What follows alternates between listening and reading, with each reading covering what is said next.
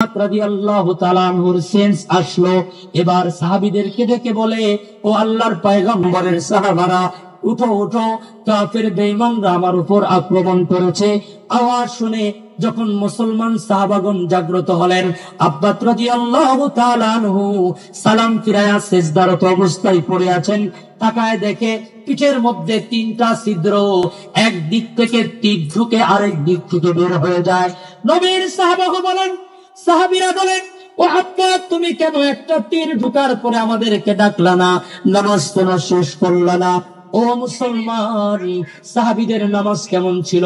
হযরতে আব্বাস বিন বিশর রাদিয়াল্লাহু তাআলা আনহু এবার সাহাবীদেরকে বলে, ও গো আল্লাহর পয়গম্বরের সাহাবাগণ, আমি আল্লাহর নামে কসম করে বলতেছি, আমি যখন বিশ্ব নবীর কদমের কাছে দাঁড়াইয়া, আল্লাহ তাআলার সামনে দাঁড়াইয়া যখন নামাজ পড়তেছিলাম, আল্লাহর কসম করে বলি, আজকে নামাজের মধ্যে এত এত বেশি মজা পেয়েছিলাম, আমার পিঠের মধ্যে 3টা কেন 300 তীর যদি ঢুকতো, আব্বা একটু ব্যথা অনুভব করতো না, কারণ আমি নামাজের মধ্যে আজকে আল্লাহর মেরাজ পেয়েছিলাম।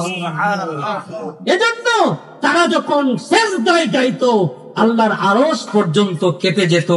ও মুসলমান, আমরাও সিজদা দেই, আমাদের সিজদায় আল্লাহর আরশ কাঁপে না? আল্লাহ রাব্বুল আলামিন আমাদের সকলকে নামাজ কি ও কেন, নামাজের ইতিহাস, আমাদের নামাজ ও সাহাবীদের নামাজ বুঝার তৌফিক দান করেন। 4 নম্বর পয়েন্ট ছিল, নামাজ কেন আমাদেরকে গুনাহ থেকে ফিরায় না। এক কথায় বলছি, আমাদের নামাজ নবী এবং সাহাবীদের নামাজের মতো হয় না।